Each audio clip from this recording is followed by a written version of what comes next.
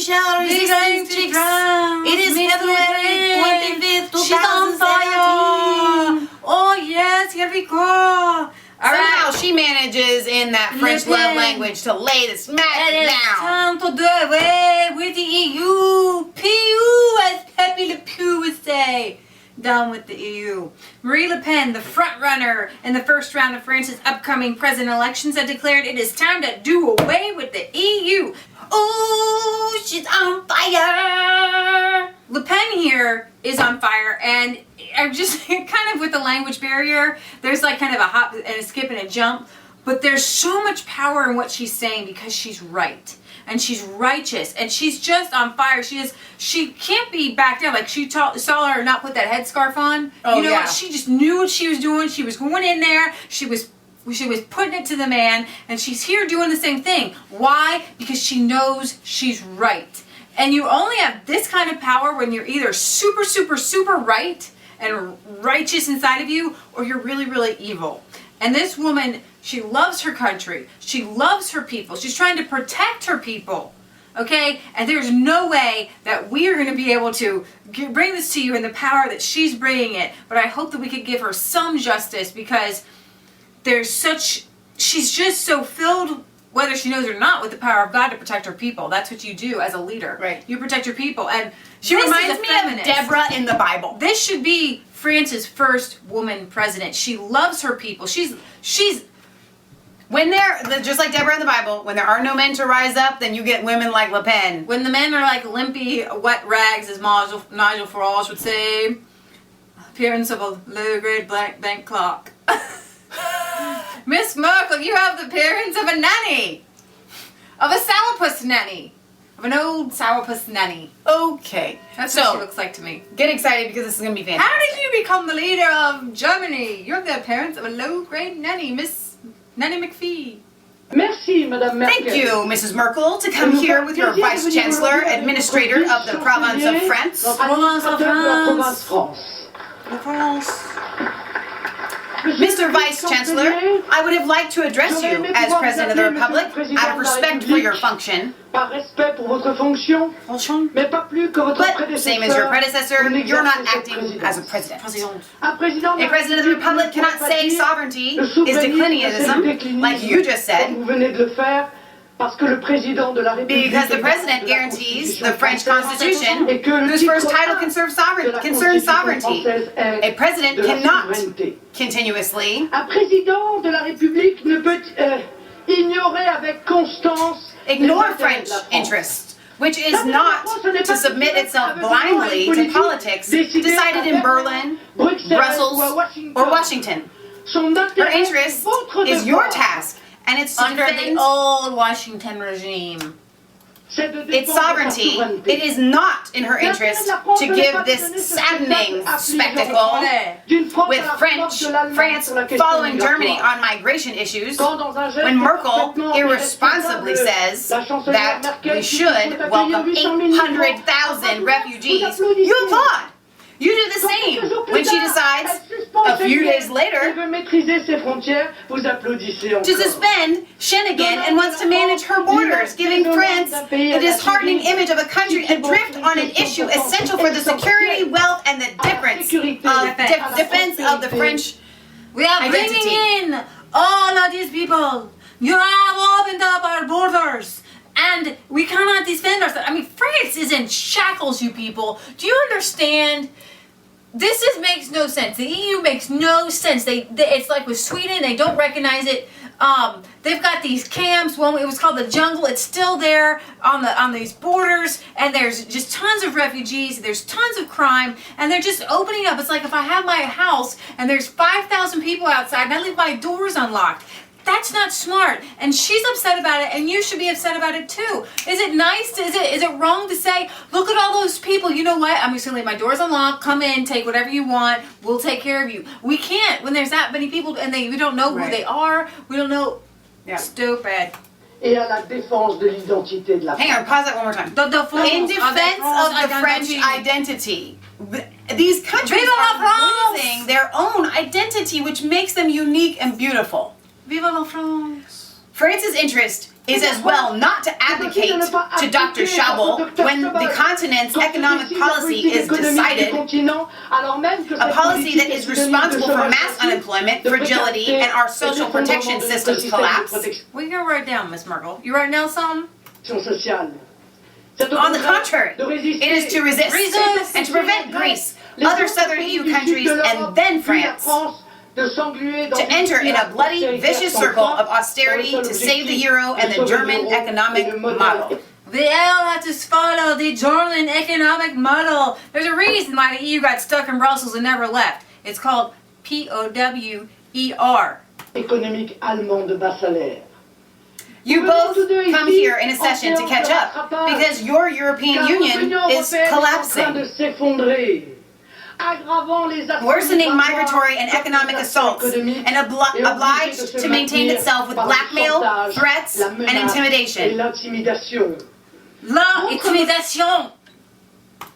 Your model is to become a servant of the USA, austerity, disloyal competition, massive spying on citizens. I gotta say, every country needs to be sovereign. You don't need to be USA's servant. You don't need to be Australia's servant or Ireland's servant. France, you do need to be independent. Social dying on citizens, dumping, migratory submersion. I represent another model that unites Europe's people. One of independence, of a Europe of nations in a multipolar world, of intelligent protectionism, of individual liberties, of the defense of our safety and our identity by a total stop of mass immigration. Of individual liberties. Go ahead, keep going. Go ahead. I read that one. Oh, I don't think yes, you I did. Did you? Okay. Par l'arrêt total de l'immigration de masse. Total de l'immigration de masse. Some will summarize by saying I am the anti-Merkel. It's an honor for me. I don't acknowledge you, Mrs. Merkel. Je ne vous reconnais pas en effet, Madame. The right of self-determination in a ridiculous attempt of German domination of Europe. So we could have said that. We could have said Madame. She said Madame. I don't acknowledge you, Madame, and I said Mrs. Well, I'm reading. It's just I can read. It's just what I do. It's just D'une domination allemande de l'Europe. The defense of the right of. I read that already. I'm at the La defense. défense des intérêts allemands. The defense of German interests doesn't justify the vassalization of the other people of Europe. I'm not sure what that word means. It means making them vassal servants. I am here, the voice of the free Europeans, of our sovereign nations that show their back to the European Union because they want nations. I am a representative of the French people who turn their back on you, Mr. Hollande. Look at the smile on her face. Woo! Like they turned their back on Sarkozy because they are fond of France. Vielen Dank, Frau Le Pen. Herr Gollich hat das Wort. Bitte sehr. Is that the end?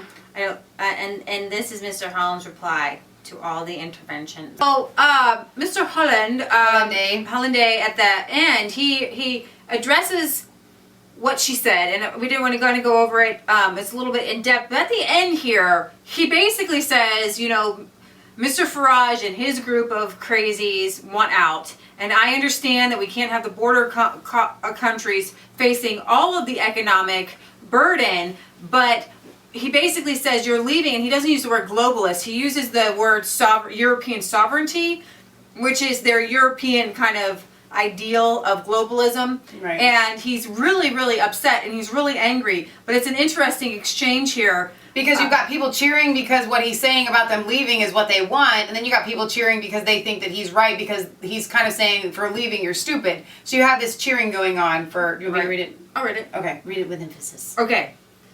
We have the duty to support this asylum policy. We can't ask from the European border countries to pay for all of the others. It would be unfair and unbearable. Basically saying he's kind of realizing now that their policy of letting everybody in was stupid. A little late. So if we don't want in-betweens, what we're having since maybe too many years, if we don't want the reinforcement of Europe, then there's only one way. I heard it from Mr. Farage. The only way for those that are not convinced of Europe, it's simply to leave Europe. There is no other way. It's a terrible way, though. Marie is cheering. But in the end, it is a logical way of leaving Europe, leaving the euro, leaving Schengen, and even if you can, listen to this, and even leave democracy. But sometimes I wonder when I'm hearing you. They're cheering like, do you really want to participate in a common European space?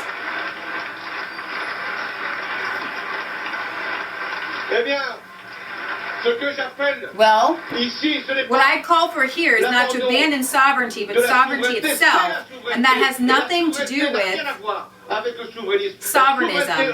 European sovereignty is to be capable of deciding for ourselves and to prevent the return of nationalism, of populism, of extremism that impose us to go in a way we have not wanted. We, as Europe, he says, we are globalists. We want to go in a progressive agenda, socialist agenda, and Britain's we are against nationalism and against populism, which means we're the populace of the each country decides. Right.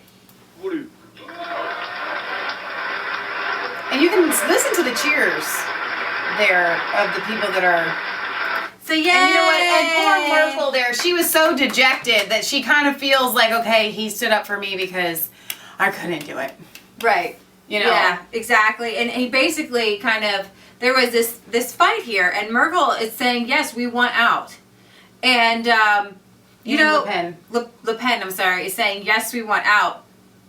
And I don't think this is accurate. It reminds me a little bit of our American-British independence. And I know that some of my UK friends, and I love you all, I think that this might open up a door of understanding just a little bit, even if you don't agree with us. Right. We want to open up, this is how we feel about our American history, because what we had with our founding fathers were some first, second, third, fourth generation Englishmen, Europeans, and Europeans and Britons who didn't want to have to leave Britain, didn't want to have to leave England, but the taxes without any representation, we had nobody to go and represent us. There was a long list. You read our Declaration of Independence, and I was going over this in my mind because I was answering some questions in our comment section. I wonder why it hasn't come up a little bit more. Right. Because I've seen so many people say we support the U.S., we support U.S. And I wonder why most people have, some people haven't said, hey, you know, you're the wayward cousin,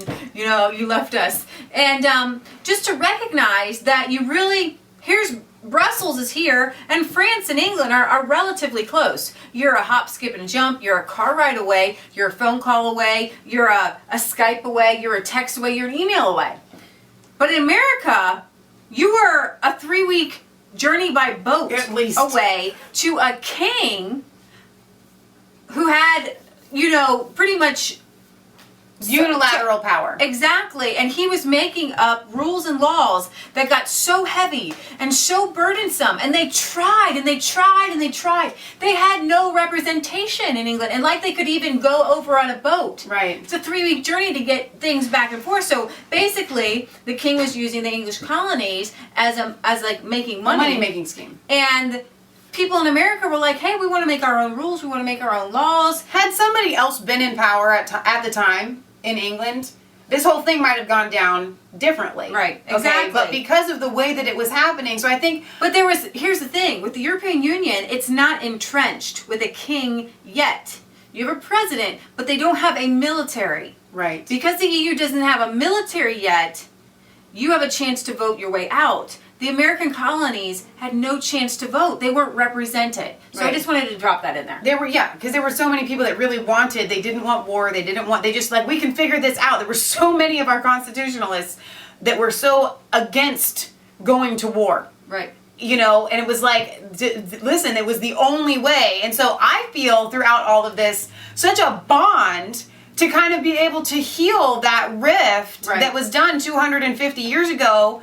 That wasn't... It wasn't done by the people in England to the people in America. Exactly. And just like the EU, isn't doing this at the people of the EU, doing it to other people in other countries, trying to control and have everything done by bureaucrats. And the Americans are like, it's more than just bureaucrats, because they don't even have a chance. They don't even get to vote on anything. Right. Nothing. Not anything. Right. Nothing. Exactly. So this is just to give you guys a little bit, because I have no idea.